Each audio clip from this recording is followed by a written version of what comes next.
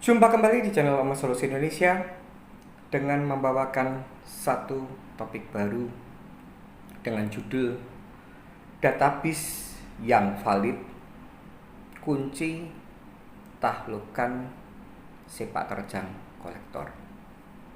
Pada kesempatan kali ini saya akan melengkapi materi di video saya yang kemarin, tepatnya di hari Rabu, dengan judul Senjata Pamungkas Tahlukan Sepak Terjang Kolektor.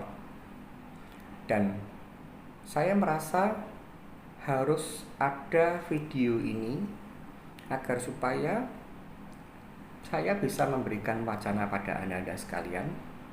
Saya bisa memberikan edukasi kepada Anda sekalian, khususnya yang saat ini sedang mengalami gagal bayar hutang kartu kredit.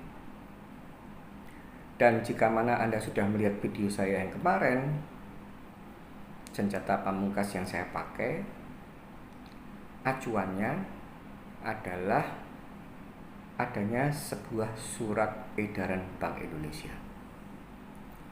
Walaupun itu hanya sebatas surat edaran Bank Indonesia, walaupun itu bukan berupa peraturan Gubernur Bank Indonesia, saya pastikan bahwa surat edaran Bank Indonesia yang ada, tepatnya yang nomor 14/17 di ASB ini, bisa kita jadikan sebuah pegangan, kita bisa jadikan sebuah acuan untuk melakukan protes kepada bank penerbit kartu yang telah menyuruh kolektor mereka, dan ketika kolektor mereka beraksi ternyata melanggar apa yang sudah diatur di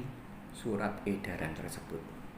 Entah itu yang melanggar adalah kolektor debt call-nya, kolektor yang menagih dengan cara mendatangi, bisa jadi yang didatangi adalah rumah pemegang kartu atau tempat bekerja pemegang kartu, atau yang melakukan pelanggaran adalah kolektor desk call-nya, kolektor yang melakukan penagihan dengan cara menelpon.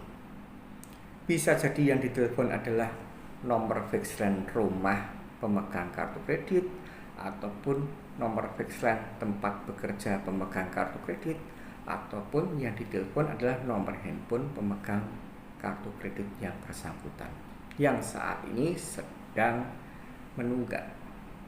Dan sudah saya jelaskan bahwa di surat edaran Bank Indonesia nomor 14/17/VSP itu ada 10 nomor ringkasan. Dan saya hanya fokus di nomor ringkasan yang nomor 8. Dan di nomor 8 sudah saya jelaskan bahwa di sana dijabarkan atau dirinci lagi menjadi 8A, 8B, 8C. Dan saya hanya memfokuskan di yang kita pentingkan adalah di 8C-nya saja. Dan di 8C-nya ini di breakdown lagi lebih detail menjadi 8C1 sampai 8C8. Dan kita ini hanya mengantisipasi celah ketika ada kemungkinan kolektor menggunakan celah melanggar 8C4. 8C4 berbunyi, penagihan dilarang dilakukan kepada pihak selain pemegang kartu kredit. Dan satu lagi yang bisa dijadikan celah oleh kolektor agar supaya bisa melanggar seperti yang telah didata di surat edaran Bank Indonesia ini adalah, yang perlu kita cermati adalah 8C6, yaitu penagihan hanya dapat dilakukan di tempat alamat penagih atau domisili pemegang kartu kredit.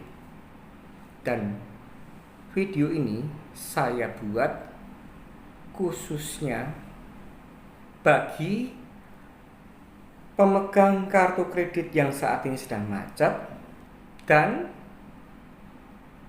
database yang ada ketika mereka apply dengan kondisi yang saat ini sedang terjadi ada perbedaan. Bisa jadi yang beda itu adalah nomor handphone yang terdaftar. Dulu yang terdaftar ketika dia apply permohonan kartu kredit, umpama belakangnya nomor handphonenya adalah 001. Dan ternyata entah apapun alasannya saat ini pemegang kartu kredit yang saat ini macet menggunakan nomor handphone yang baru. Kita umpamakan belakangnya jadi 005. Nah, ini jadi akan problem dan ini akan jadi sebuah celah bagi kolektor untuk bisa menelpon orang lain kecuali pemegang kartu kreditnya, karena yang tadi nomor telepon belakangnya 001 ketika desk call khususnya menelpon tidak aktif mailbox atau mungkin sudah nomor tidak ditemukan. Jadi ini celahnya sangat berpotensi mereka sengaja melakukan pelanggaran. Dan yang kedua yang perlu Anda pahami, jika mana entah apapun alasannya, alamat yang dulunya ditulis ketika apply kartu kredit, pengisian formulir, itu ternyata pemegang kartu kreditnya sudah pindah tempat. Dan ketika ini terjadi, juga merupakan celah bagi debt call untuk tanya sana kemari, untuk mungkin mendatangi orang-orang di sekitar kita yang mereka anggap kenal, sehingga ketika mereka melakukan itu, kita tidak bisa berprotes kepada bank penerbit kartu bahwa itu terjadi pelanggaran. Khususnya pelanggaran yang telah saya katakan di 8C4. Dilarang menagih kepada pihak selain pemegang kartu kredit, atau ada potensi khususnya debt call melanggar 8C6. Penagihan hanya dapat dilakukan di tempat alamat penagihan. Oleh karena itu, bila mana Anda adalah pemegang kartu kredit yang saat ini sedang macet dan kebetulan Anda mengalami kondisi yang baru saja saya jelaskan, entah itu salah satu atau malah kedua-duanya, nomor handphonenya sudah tidak valid dengan pada saat Anda sedang apply kartu kredit, atau alamatnya sudah tidak valid sesuai dengan ketika Anda apply kartu kredit yang saat ini sedang macet, segeralah Anda melakukan tindakan seperti yang telah saya ceritakan di video saya serba-serbi hadapi kolektor episode yang ketiga. Jadi sebenarnya di sana saya jelaskan agar supaya kolektor bank penerbit kartu ini tidak bisa melakukan pelanggaran yang telah saya ucapkan tadi, khususnya di 8C4, menagih orang lain, melakukan penagihan kepada pihak selain pemegang kartu kreditnya, ataupun di 8C6 menagih ke alamat lain yang tidak tertera seperti di alamat penagihan atau alamat domisili pemegang kartu kredit, ini bisa diantisipasi. Sebenarnya tidak lain tidak bukan tujuannya, atau sebenarnya kalau kita bicara secara simpel itu adalah jika mana kita itu masih kondisinya adalah lancar, itu sebenarnya pengkinian data saja, dan itu bisa dilakukan melalui telepon call center. Akan tetapi akibat saat ini kondisi Anda sudah berbeda, sudah tidak lancar lagi, atau dalam kondisi yang saat ini sedang menunggak. Ketika kita melakukan prosedur yang normal dengan cara penginian data melalui menelpon call center ini, kita tidak punya pegangan yang kuat. Terkadang yang kita tahu bahwa orang yang saat ini sedang mengalami gagal bayar hutang kartu kredit itu sudah tidak dihormati oleh bank penerbit kartu dan tidak dianggap oleh call center yang berkaitan. Dan kalau kita menelpon call center saja, walaupun kita rekam voice-nya, itu rasanya kurang kuat. Jadi di video saya serba-serbi hadapi kolektor episode yang ketiga, saya anjurkan Anda untuk membuat sebuah surat pernyataan bahwa intinya yang bertanda di bawah ini nama umpama Hani Tejo Wahyono adalah pemegang kartu kredit dari Bank ATBK dengan nomor kartu kredit XXXXX sampai 16, menyatakan bahwa saya telah berganti nomor handphone. Misalkan kalau yang berganti hanya nomor handphone, atau saya telah berpindah alamat tinggal, atau bisa keduanya, bisa berubah nomor handphone saja, atau bisa hanya berubah hanya berubah alamat tinggal saja. Jika keduanya, ya Anda tulis keduanya, bahwa saya Hani Tejo Wahyono, pemegang kartu kredit nomor XXX sampai 16 digit dari Bank ATBK, menyatakan bahwa nomor handphone saya yang lama ini dan sekarang berganti nomor yang ini. Umpama yang tadi 001 sekarang menjadi 005. Sekarang dulu saya tinggal di Jalan Kutilang, sekarang saya tinggal di Jalan Cendrawasih.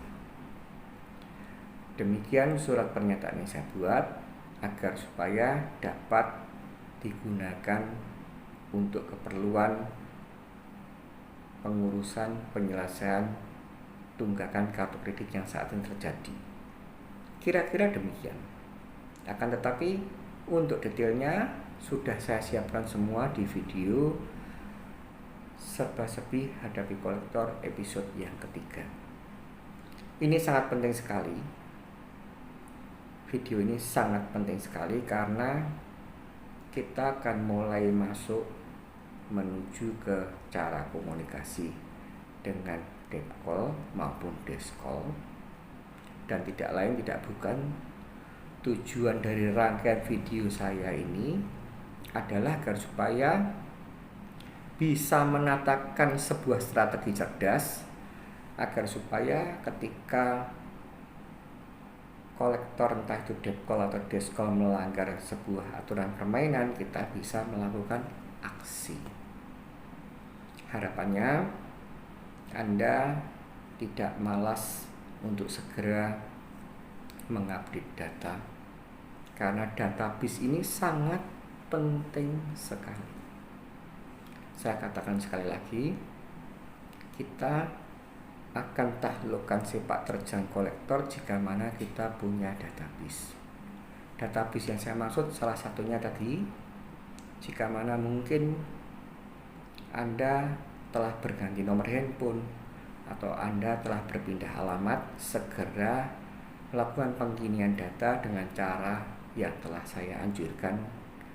Silahkan Anda segera melihat video saya di serba-serbi hadapi kolektor episode yang ketiga, dan saya akan mulai juga menjelaskan yang namanya database itu adalah yang terpenting atau yang terkait itu, yang termasuk database itu adalah buku tamu. Buku tamu yang telah saya dijelaskan di video saya hal yang perlu dipersiapkan sebelum hadapi debt call, di sana saya anjurkan punya buku tamu. Buku tamu itu akan kita buat sebagaimana antisipasi ketika ada debt call keluar dari jalur, atau buku tamu itu juga kita bisa maksimalkan sebagai buku pencatatan penelponan desk call. Jadi kita satukan, tidak ada masalah. Yang penting itu adalah sebagai pengingat rinci kapan debt call atau desk call itu datang atau menelpon, dan mereka mengaku sebagai siapa, dan mereka mengaku mewakili dari bank mana. Itu harus Anda file secara rapi karena ini sebagai sebuah database. Dan khususnya agar supaya kita bisa mempunyai sebuah strategi cerdas untuk mengumpulkan barang bukti, saya di video yang hal yang perlu dipersiapkan hadapi debt call sudah saya katakan pada Anda. Harapan saya Anda senantiasa membawa satu handphone, smartphone yang ada kamera, di mana kamera ini biasanya sudah ada fasilitas untuk membuat video, merekam, entah itu video ataupun mungkin audio. Itu penting. Akan tetapi jika mana Anda memungkinkan entah itu bisa pinjam sanak kerabat, saya anjurkan Anda untuk memiliki atau mencari alat seperti ini. Ini alat perekam dan sama prinsipnya dengan handphone untuk merekam suara. Tapi jika mana Anda bisa memiliki alat perekam ini, entah itu pinjam atau mungkin cari beli atau gimana, ini sangat-sangat berpotensi untuk menciutkan nyali debt call ketika mereka datang. Kita sengaja kita katakan seperti yang telah saya ajarkan Anda, hal yang perlu dipersiapkan sebelum hadapi debt call ataupun simulasi hadapi debt call, bahwa kita memang sengaja menunjukkan bahwa apa yang saat ini sedang terjadi antara Anda dan debt call saya dokumentasi, agar supaya jika ada hal yang tidak tepat atau kurang benar, saya bisa berupaya untuk di jalur hukum. Anda harus tegaskan hal itu agar supaya nyali debt call ini akan turun. Dan juga jangan lupa, ketika Anda sedang berkomunikasi dengan desk call juga katakan bahwa semua pembicaraan antara saya dan Anda desk call saya rekam. Jadi tolong Anda itu bisa debt call, bisa desk call, menata tata cara Anda menagih, karena jika mana Anda tidak menghormati saya sebagai seorang debitur yang saat ini sedang macet, dan Anda keluar dari jalur, bahkan bisa saya kategorikan saya itu pemegang kartu kreditnya, bisa saya kategorikan sebagai sebuah pelanggaran tidak pidana, saya tidak akan segan-segan untuk membawa perkara ini menuju ke sebuah laporan kepolisian. Saya akan ingatkan pada Anda dan sekalian, pemegang kartu kredit yang saat ini sedang mengalami tunggakan hutang kartu kredit, zamannya sudah berbeda. Saat ini kita sedang jalani, ada sebuah tindak pidana, ada sebuah pasal ITE, di mana ketika seseorang tidak bisa menjaga tata krama bicara, dan kita bisa mendokumentasi seperti yang telah saya janjikan di video saya Senjata Pamungkas Taklukkan Sepak Terjang Kolektor. Jika mana Anda bisa mendokumentasikan audio ataupun mungkin audio visualnya lebih bagus untuk deep call. Kalau misalnya untuk desk call hanya butuh audionya saja, saya buka sebuah kesempatan untuk berdiskusi dengan saya dan tim legal saya agar supaya ketika deep call atau desk call tidak bisa menata mulut mereka dengan baik dan benar, itu akan membuat efek jera ketika kita membawa tingkah laku mereka ini, kita buatkan sebuah laporan kepolisian atas sebuah tindak pidana. Semoga Anda paham tentang video yang saat ini sedang Anda tonton. Semoga video ini bisa sangat bermanfaat bagi Anda sekalian yang saat ini sedang mengalami gagal bayar hutang kartu kredit, dan senantiasalah Anda mau mengikuti anjuran saya, karena dengan Anda mau melek hukum, Anda mau untuk belajar menggali edukasi apa-apa saja yang menjadi hak Anda sebagai seorang debitur yang saat ini sedang menunggak, dan Anda pun juga harus mengerti, harus tahu tentang apa-apa saja yang boleh dilakukan oleh kolektor, sehingga ketika mereka tetap nekat, ngeyel, dan keluar bahkan mengabaikan sebuah aturan, baik itu aturan Surat Edaran Bank Indonesia nomor 14/2017 di ASP, ataupun bahkan mengabaikan rasa perikemanusiaan, mengabaikan orang yang bermoral, kita bisa seret mereka ke jalur hukum. Karena zaman saat ini ada undang-undang yang dahsyat, yaitu Undang-Undang ITE. Semoga video ini bermanfaat, dan segeralah Anda mempersiapkan memvalidkan semua database yang harus Anda persiapkan agar supaya Anda siap untuk saya bimbing menuju ke cara hadapi mereka kolektor ini ketika mereka melakukan sepak terjang dalam menagih debitur yang saat ini sedang mengalami tunggakan. Harapan saya tidak lain tidak bukan agar supaya kolektor dalam melakukan penagihan tidak keluar dari jalur yang telah ada. Semoga Anda segera menuruti, dan semoga Anda lebih bersukacita. Semoga Anda bisa melewati badai kehidupan Anda dengan tidak ada rasa depresi, tidak ada stres. Jangan menyerah, tetap semangat, dan ingat, badai pasti berlalu.